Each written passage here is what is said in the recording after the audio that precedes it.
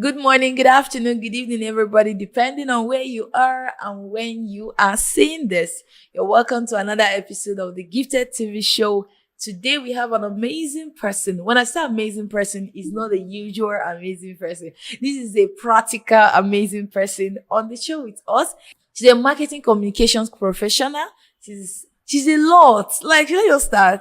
Don't worry. When you listen to her bio, you will get to know her better. Please don't touch that dial. Don't go away. Watch this interview till the end. And I promise you, this will be the best interview you've watched in a long time.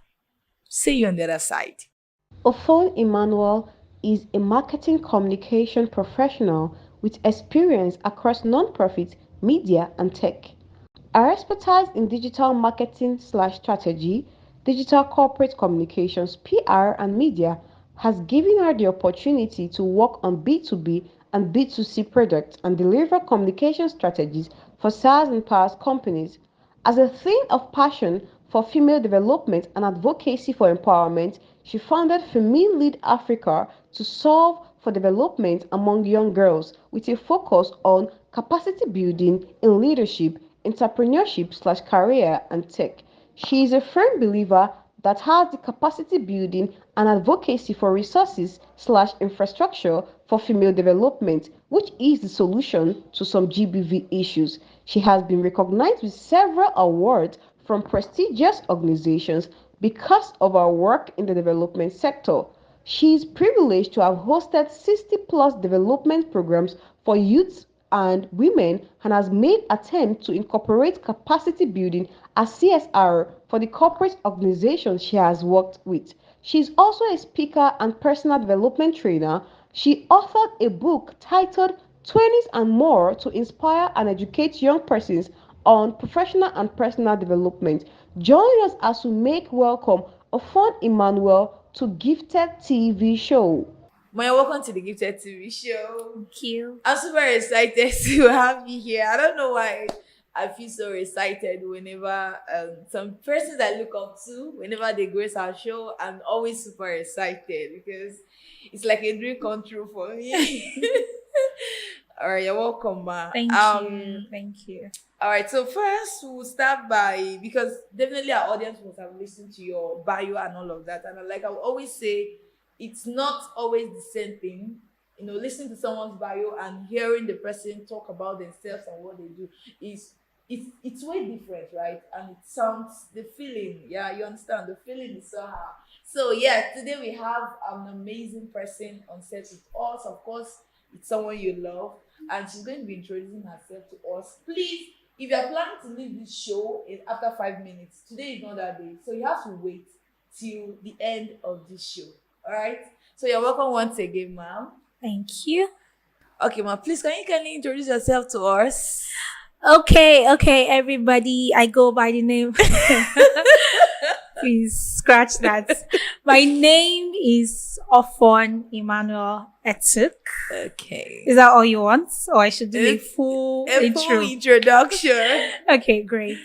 My name is Ofon Emmanuel. I'm a marketing communications professional.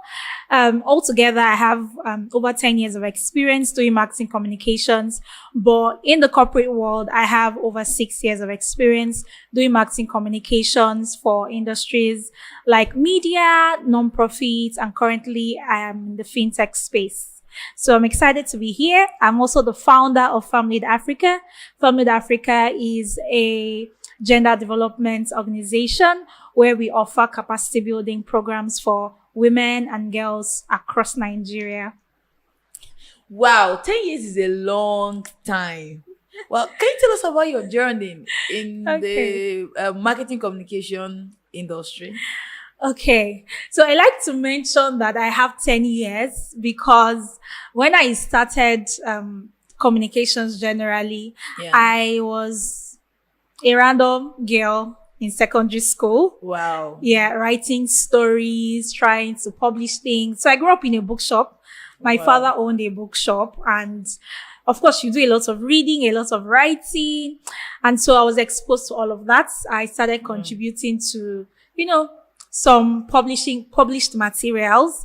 And then up until university, I was editor-in-chief of a magazine all throughout university. Wow. That magazine was specifically for a religious organization.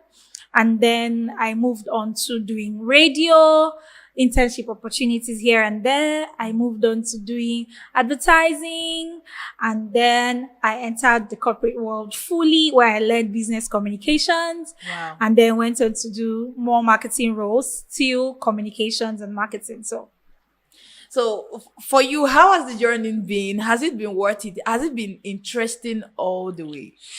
Or like something you love, or you just feel that let me just do it? So you know that there are certain things that people look at you and say, you look like somebody that does this. Yeah. So that's how marketing and communications has been for me. Wow. Because when it has to do with selling and creating different touch points for customers to engage with, Yeah. the actual communication of your products, I sort of do well in that.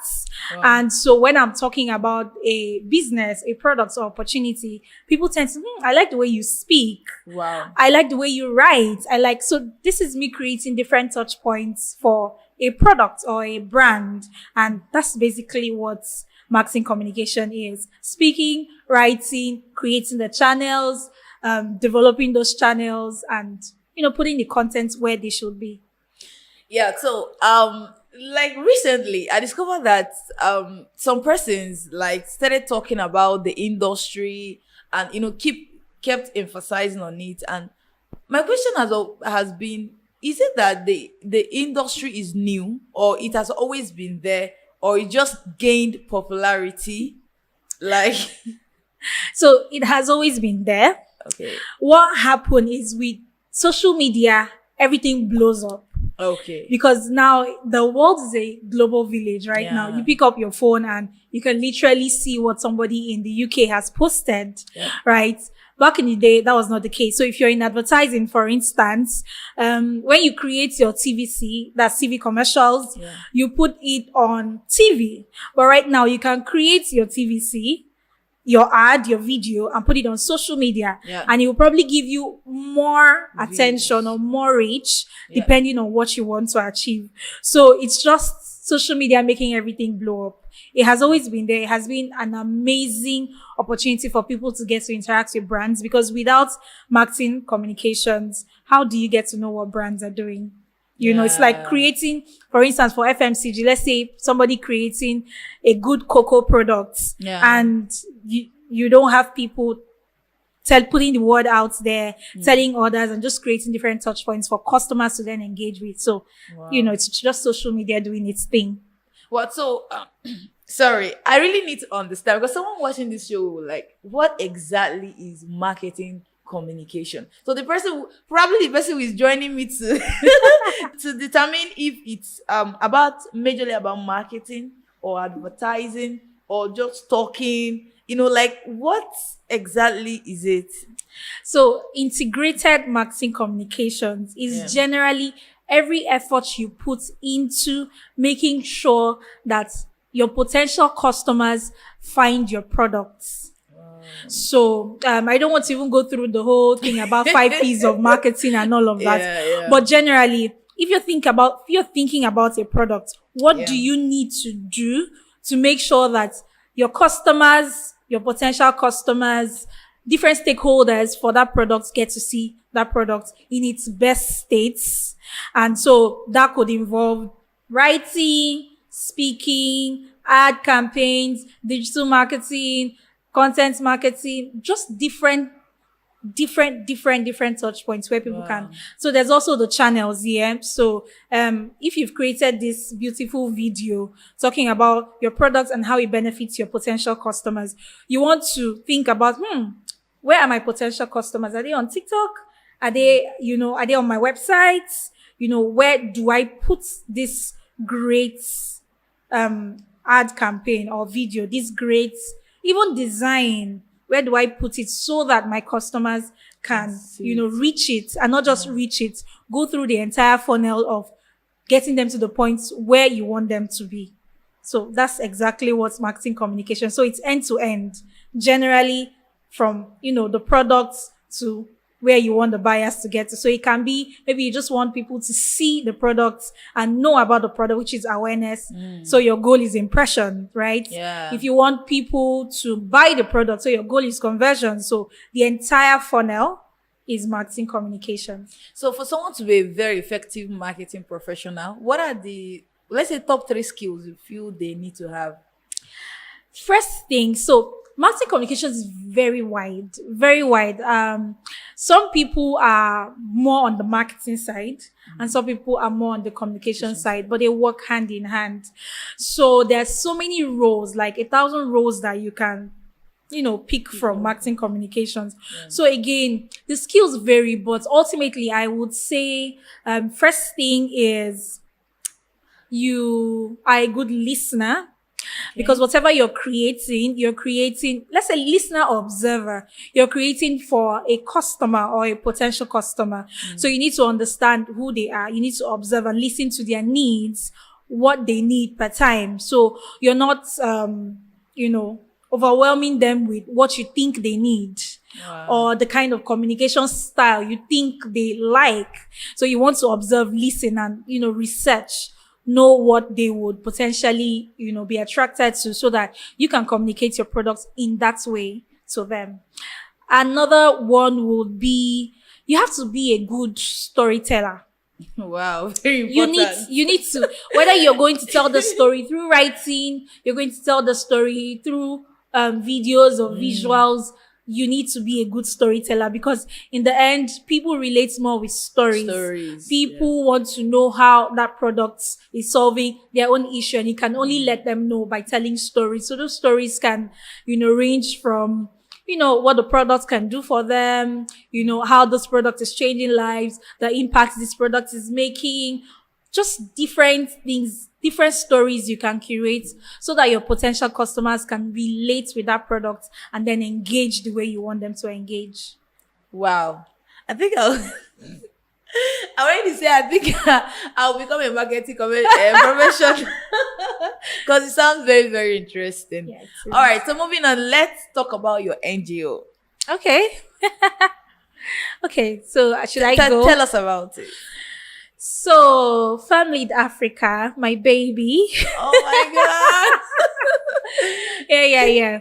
So, let me just piggyback and talk about a little bit why I started Femme Lead Africa. Okay. So, like I said before in my intro, Femme Lead Africa is a gender development organization where I, focus on capacity building for women and girls.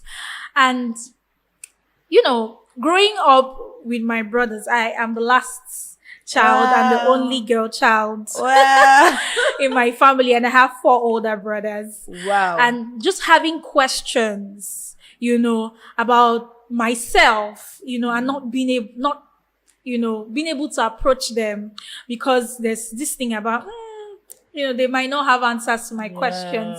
I remember I was about 9 years old when I went to my father, and I told my father, "Hey, Daddy, this thing is paining me. Oh my God. This thing is paining me." My father, and I remember that I was wearing a gown. So I pulled my gown up and I was showing my father that this thing is paining me. And he was slightly embarrassed because these are not the conversations they typically have. So what he did was, he was like, that I was going to be fine, that I should hold on for my mom to visit. So my mom worked in another state. So he said I should hold on for my mom to visit. When my mom visits, I should let her know what the problem was. But my mom didn't visit immediately. Yeah. So what he did, and I think that was what changed my life at the time, was that, remember I said my father owns a bookstore. Yeah. So he was really into books. What he did was look for a book that would answer some of the questions that I had. Yeah. So it was in that book. He bought me a book. That book is called Just for Girls. In that book, I read that book and I was like, okay, so that thing that was paining me on my chest was my breasts actually growing. Do you understand? I'm like, so it's puberty. Why this thing is happening this way? Because it's puberty. Yeah. I started learning all those things. So even before I think the following year I got into secondary school and I started to see other people, when you go to a boarding house, you see other people interact, you see their bodies are also changing, just like the way yours is changing. Yeah. So for me, I wanted to create that opportunity where girls who don't have the privilege to have all their questions answered would get their questions answered within the confines of a community or an initiative. So we reach out to girls and women, and I don't limit it to puberty or everything that has to do with the feminine body. I also go on to talk about capacity building in terms of empowerment, career development, leadership, because I want to see more women win in different spheres of their lives. Wow, this is so beautiful and also hilarious. All right, so can you tell us some of the program or projects you've carried out for these people? Yeah, all these people, we are part of the right the target audience. Yeah, if I should use that, some of the projects you worked with. So we've done several, maybe over 60 projects right now. So we've done employability series, which I'm always passionate about. I love career development talks. Yeah. And so I'm always passionate about creating an opportunity where undergraduates, fresh graduates understand what career development is and position themselves. So we've had employability series. We've had tech series where we trained more than 40 girls and women in digital skills. We've had the Dear Girl book campaign. So let me talk about that. Last year. Yeah. So we've had different sessions this year as well. Wow. So Dear Girl book is the book where I literally wanted to, because we have different campaigns where we go to different cities, different states, engaging girls in different conversations. But every time we leave, I feel like there's no point of engagement for them. So what I decided to do was gather stories and put it in a book so that when we come to your location, we can do whatever we want to do. But when we leave the books with you so that you can go through. Remember that a book changed my life. Yeah, exactly. So I wanted to make sure that we don't just talk and walk away. We leave you with a book so that you can read through and have some of your questions answered. So it contains stories, many stories of abuse, stories of career development, stories of, friendship, stories of esteem, different stories. Because you know that people relate more with stories. So if you read something that, you are also passing through, you can take some lessons and glean from there. So, it's been amazing. We've gone to 4 schools now. Wow. Because we are targeting girls in schools. So we've gone to 4 schools now and we've done over 500 copies of the book for now. So we're going to reach more girls. We're still looking for funding. Wow. That's a whole lot. Thank you so much, Ma, for that, and God bless you. All right, so talking about this, if someone wants to be a part of the transformation, which is of course is already ongoing, how can the person be a part of that? Okay, so if you want to be a part of the Dear Girl book campaign, which I think everybody, because you have a girl in your neighborhood who cannot approach her father because she thinks her father may not have the answers, who cannot approach her grandmother because her grandmother is stern. You have a girl, just somewhere who needs answers to questions about her body, about her future, about esteem, about, things that are going wrong with her. So I think you should be part of it. So you can send me a message on Instagram. My Instagram handle, actually, Ofon Emmanuel everywhere. Ofon, O-F-O-N, everywhere on social media. Or you can send us a message on our page, Femme Lead Africa, Femme Lead Africa, and we will respond to you and engage further. Thank you so much, Ma. Let's talk about your book. So these are more. Tell us about your book. So I am all about capacity building, because what more? Because you can be talented, but if you're not consciously building yourself to set yourself in that place where other people can benefit from you, I think that you're not impacting the world. And I mean, what else do you have to do in the world? Yeah. So I wrote 20s and more because I wanted to intentionally put down my thoughts, not just my thoughts, some of the learnings that I've had over the years, because I believe that I have been privileged to be exposed to so many opportunities. And I wanted to just let other people my age, even older people, know that these things are possible. And so I didn't limit it to 20s, which is why I said 20s and more. So you have your youth to achieve a lot. You just need to be intentional. You just need to know different areas of your life where you should position yourself strategically to achieve those goals and also be a blessing to others. Because the reason why you're chasing what you're chasing is not so that you can make money for yourself. It's so that you can achieve whatever success it is for you, for other people, so that other people can be influenced, can be impacted upon. So that's why I wrote 20s and more. And it's been amazing. It's funny how I haven't printed more copies since the last one. Wow. But I still have requests for that. And just maybe I'll be motivated after this conversation to print more copies. So yeah, that's all about Please, 20s you have to and do. more. You have to do, because I just feel someone watching this show right now, like, how can I get this book? No. I need it. How can I get this book? No. Of course, you know, giving out your handle and all of that, they can always reach out to Yeah, you. sure. So now let's talk about capacity building and personal development. I see that you are someone who is so into capacity building. Yeah. Like, what? Why that passion for it? So, I get asked that question a lot, and I usually say that if I wasn't doing marketing communications in my corporate life, I most likely would have been doing HR. I most likely would have been doing HR. As a matter of fact, I actually enrolled for CIPM to become a professional, certified, chartered HR professional. But I decided to go more for something that, entirely speaks Ofon. So, capacity building and personal development, because that's what it should be. Because I don't like people to play ordinary. You are not ordinary. You are extraordinary. But you cannot know that if you are not intentional about your growth. You cannot know that if you are not putting the building blocks where it should be. Yeah. So capacity building because there's more to you. Capacity building because the world is waiting for your shine.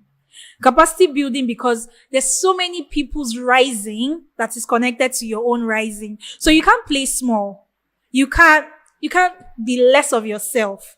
You need to keep chasing for higher calling. You need to keep stepping into what God has called you to be. And if you don't do that, so many people are suffering. If you don't do that, God will raise men to do it. So you might as well start doing it, because so many people will get liberated. So many people will get impacted if you are consciously building yourself. If you are consciously saying, you know what? If there's going to be one girl that will shine, if there's going to be one boy that will shine, it is going to be me. So there's no greater calling than that. Than just making sure that if there's illumination, you are the light that is causing that illumination. So that's why I love capacity building a lot. I would say I am multi-influential because there's so many parts to me. Wow. There's just so many parts to me. But in every expression of myself, there has to be light.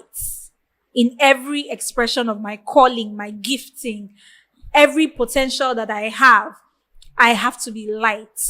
So that takes a lot of stretching, and in that process of building is the capacity building, is the personal development, is the becoming. Yeah. So, that's it for me.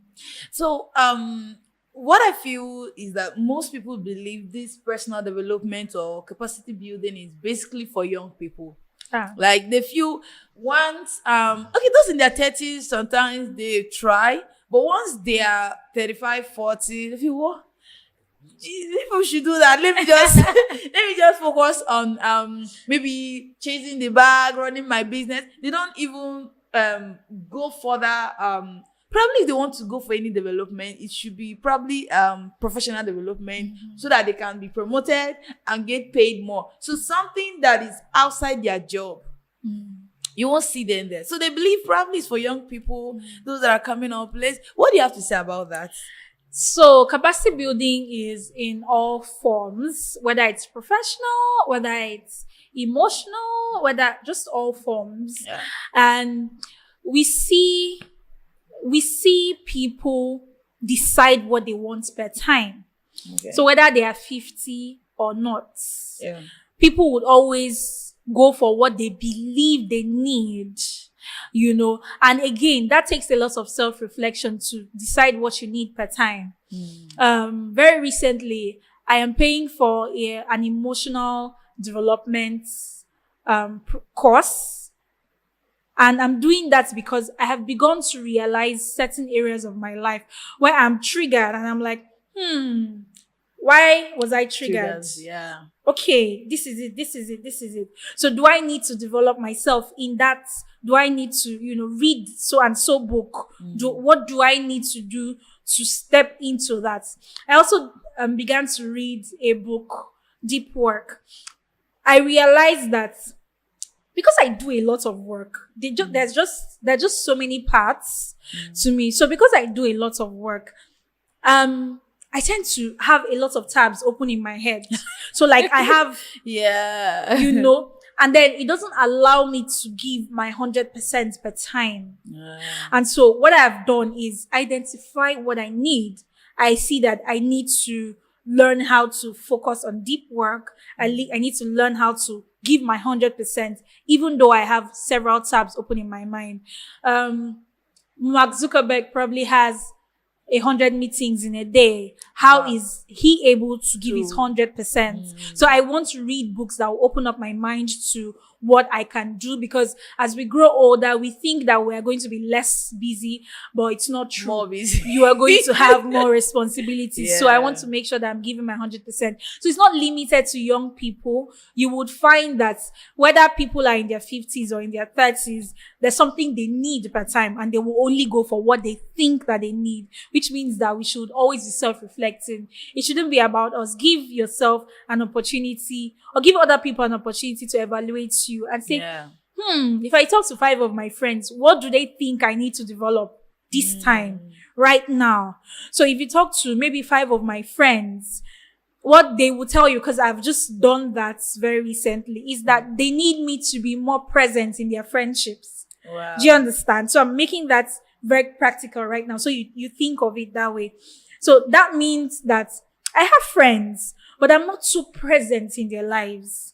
Yeah. And that's a hurtful feedback, because you're thinking to yourself, oh, I'm doing well. I have friends, but if they don't feel that way towards you, you're just shooting yourself in the foot. Yeah. So you want to ask questions and be vulnerable enough for them to give you that feedback, and you go back and do the work. So if you need to set an alarm on your phone to talk to your friends for 30 minutes in a day, set the alarm. That is you intentionally building yourself. Yeah. That is the actual personal development. It doesn't have to be you paying for a course. Yeah. It's you doing the work after getting feedback from friends, people who, genuinely care about you, who are telling you that this is what you need to develop yourself. For instance, somebody can tell you that, hey, Florence, I think you talk too much in the office. It's hurtful to hear that you're a talkative. But what do you need to do? What areas? Because again, not all feedback is useful. So who is that person to you? How much do you value their opinion in your life? Where is the comment coming from? Exactly. Where is it coming from? Are they intimidated by my bold nature?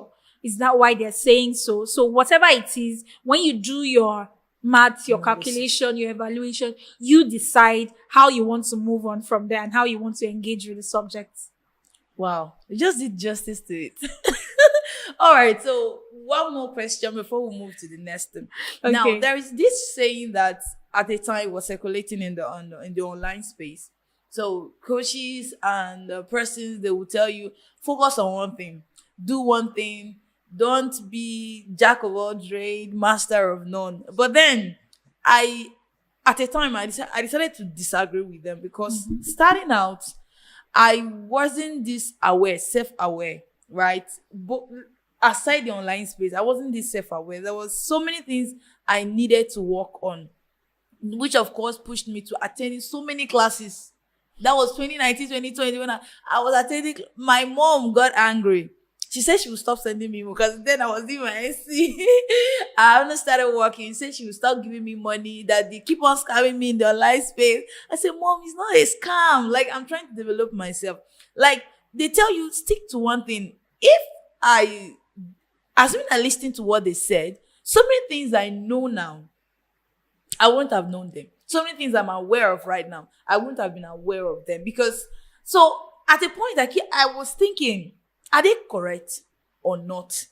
Because even in the aspect of skill, if you are to narrow down to one thing, I think there should be a level you get to, then you then narrow down. Not when you're starting out. Because let's take, for example, generally I'm a virtual assistant and I need so many skills. I need so many skills to make sure that my boss have an easy and stress-free life. So you're telling me to narrow down to one thing.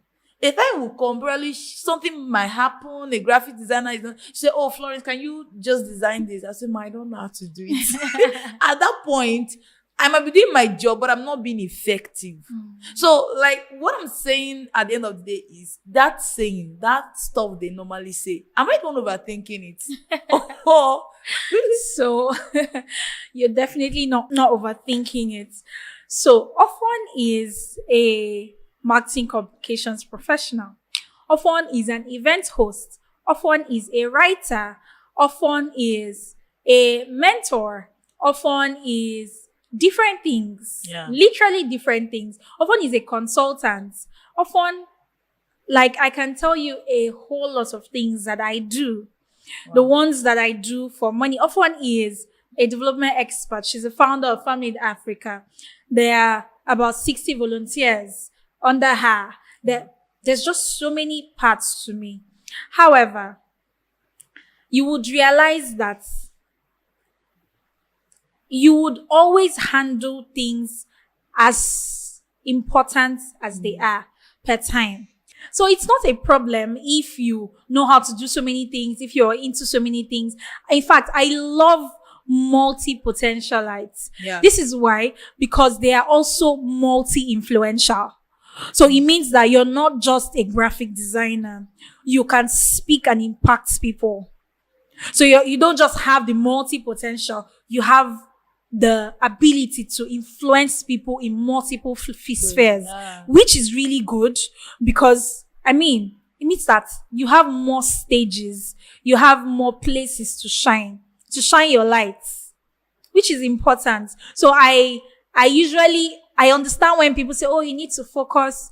It depends. Yeah. For instance, in the corporate world, you want to be known as an expert of one thing. Yeah. For instance, you don't want to do maybe 2 years as a marketing communications person, 1 year as an HRO, another year as a customer service, another 1 year. Like every year you are changing, so your that's career. different.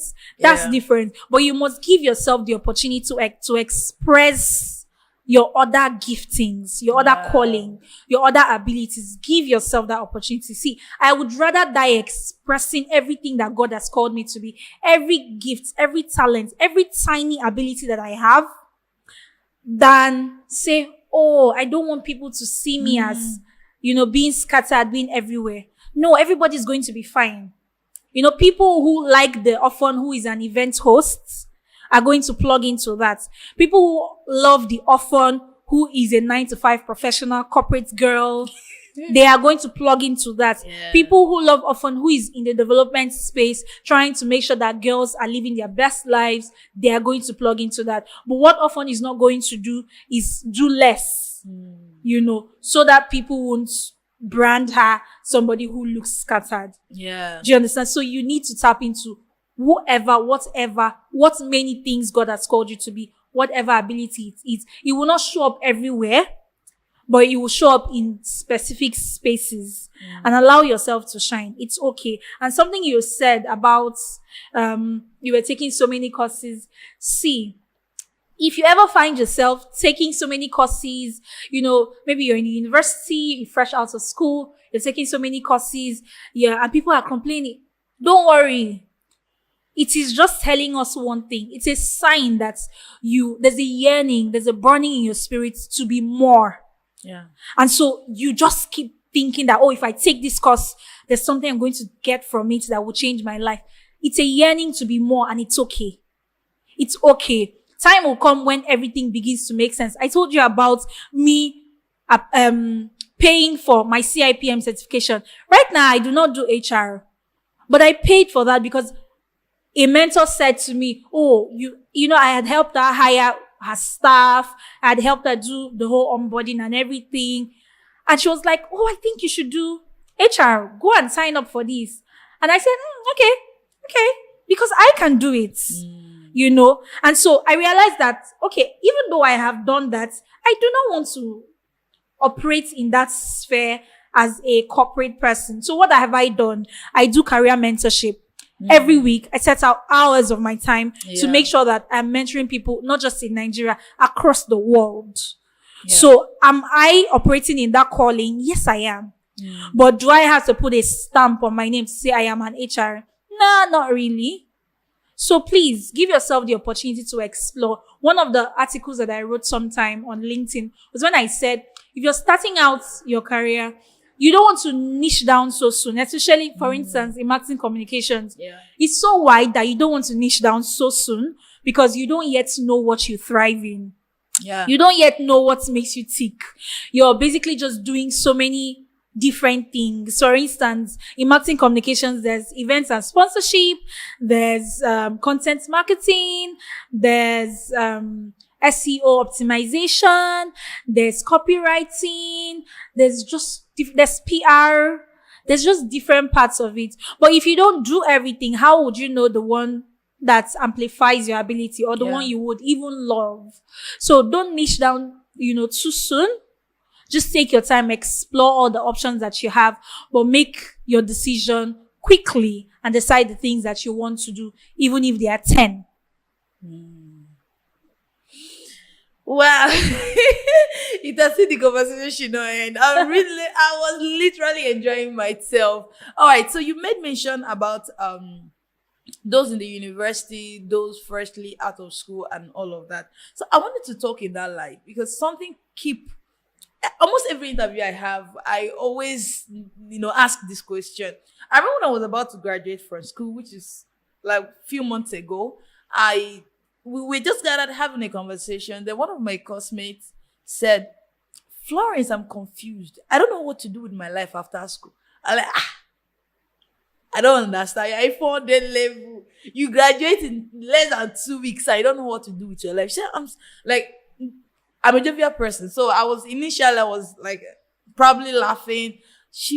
I'm serious, Florence. I'm serious.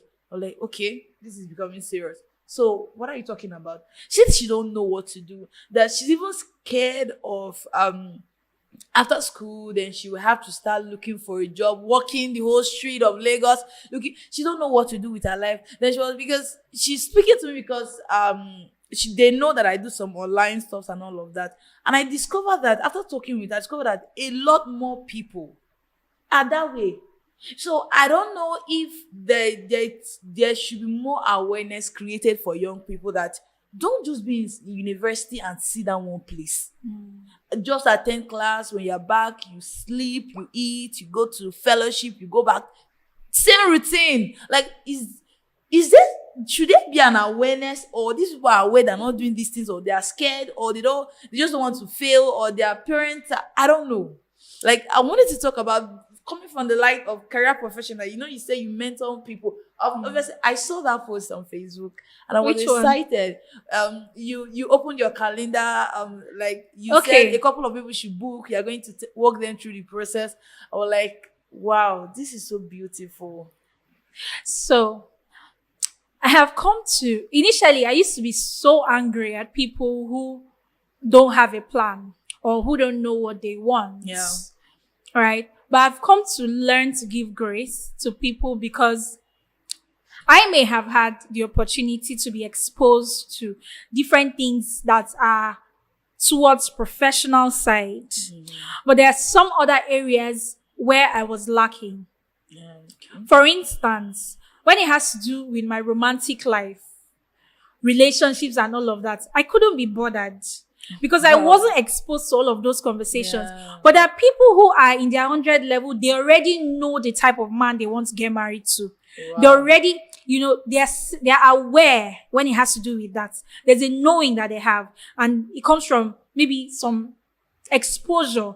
So practically, I grew up with my brothers. Of course, we're not talking relationship. Do you understand? Nobody is bringing up, my parents are not bringing up all of that. So it took me a while for me to realize, okay, so it's true. We'll actually get married. So we need to get married. That's when I began to say, okay, so what do I want? Oh, I started this relationship. I don't think I want it. Do you understand? Yeah. But imagine other people who had awareness in that. The people who, from their 100 level, they already, their siblings already probably had siblings who had gotten married. They are used to those conversations. So you need to give grace to people who don't have that exposure when it has to do with professional development. You have been lucky. I have been lucky to have that exposure quite early. But even though you have that exposure, there are still certain mistakes that you realize that you make as you go on in life. Yeah. And so for people who need clarity on professional development, people who need to understand what they should be doing, first things first, I always say, who are you? It takes a while for people to understand who they are or even be able to articulate it. So I usually say, what are 10 things about you that you like about you? What are 10 things that people say they like about you? It's going to take, if you've never done it before, it's going to take a while for you to write it out because you're going to think deeply. But if you've done it before, it may take you maybe 5 minutes to finish it up. When you've finished all of that, you do, what are your strengths? Not what people say, not what you think. What is actually your strength? For instance, my strength, I do well with communicating with my voice. Secondly, I do well communicating with my pen. So I see that those are my strengths. So what do I need to do to play into those strengths? What careers are there that plays into those strengths so easily without thinking deeply? Communications. Yeah. So I don't need to think about it deeply because now I see that people say, oh, I love the way you speak. I love the way you write. Oh, I read this thing that you wrote. I really loved it. So I can already say, oh, 1 + 1 is 2. So, let's move forward. Again, what do you want to do? Because you can have strength in certain things, but it's not really what you want to do, say in the professional side of things. So you need to answer those questions for yourself. And it may take a while, but sit with yourself. You need to sit with yourself and decide that, okay, this is what I want to do. These are my strengths. These are my weaknesses. This, something that's your weakness might be something that you want to do, you like to do. So it means that you need to develop that area. So by the time you sit with yourself and answer all these questions, see, to be honest, I usually leave my calendar open for some time. Maybe you can schedule a session. I don't mind. But you need to sit with yourself even before any session. Yeah. And think that if this is who I am, this is what others think of me, this is my strength, this is my weakness, this is what I want to do, what career ties into all of that? Yeah. For instance, without thinking, if I wasn't doing marketing communications, I have already mentioned that I will be doing HR without thinking because it comes naturally for me to manage people. It comes naturally for me to want to talk about everything that has to do with career development, people management, organizational conversations. It comes naturally to me. Yeah. So for me, it just works. So ask yourself those questions and make sure that you're answering those questions correctly and then deciding what career and again, finally, you need to speak to professionals, other professionals, mentors. So for instance, if you decide that you are a good designer, you have strength in design, you're a great artist, people say they love your painting and all of that. Speak to a designer. Wow. Speak to somebody who has done maybe 5 to 10 years in the corporate space doing designing. Let them know what you think and let's them tell you what they think about, your decision or whatever you want to do. All right. So what will you say? We're almost coming to the end of the interview. So what will you say to NUB that's, into the marketing communication industry? What will you say to them? The world's your stage. And you have to start somewhere. And in starting somewhere, you need to allow yourself to experience everything in the Marcom space. Yeah. So don't limit yourself, even though it's not something you have to do at work. Make sure that you're building those skills, whether you're volunteering, because I know people don't like to hear anything that has to do with free work. So, how do you build your skills if you're not doing some sort of free work or a lowly paid job? So make sure you're developing your skills. The world is your stage. You just have to start somewhere and be open to having conversations with people who have been there, done that, and can give you a few tips. Wow, thank you so much, Ma. Before I ask you to say a parting word to our audience, I wanted to touch on balance as a career professional. Okay. So many persons are like, all I do is work. So like you said earlier, that a time came, you looked around, you saw that there was a part of your life you were not giving attention to, your friends and all of that. So someone might be in Sensu right now saying that everybody is complaining, that all they do is work. So what would be your advice to them? So you see that thing called balance. I usually repeat the same thing that my role model, Ibuko Aoshika. Yeah. I love her so much. And some of the things, she would always say that this question, people ask me a lot. And she likes to say that wherever you find yourself, if it's 100, you need to give to that project right now. Give your 100. If you need to give, if you are 20 in that other project, right? And your remaining 80 is for another project. Just make sure that you're giving your best per time. You can't do it.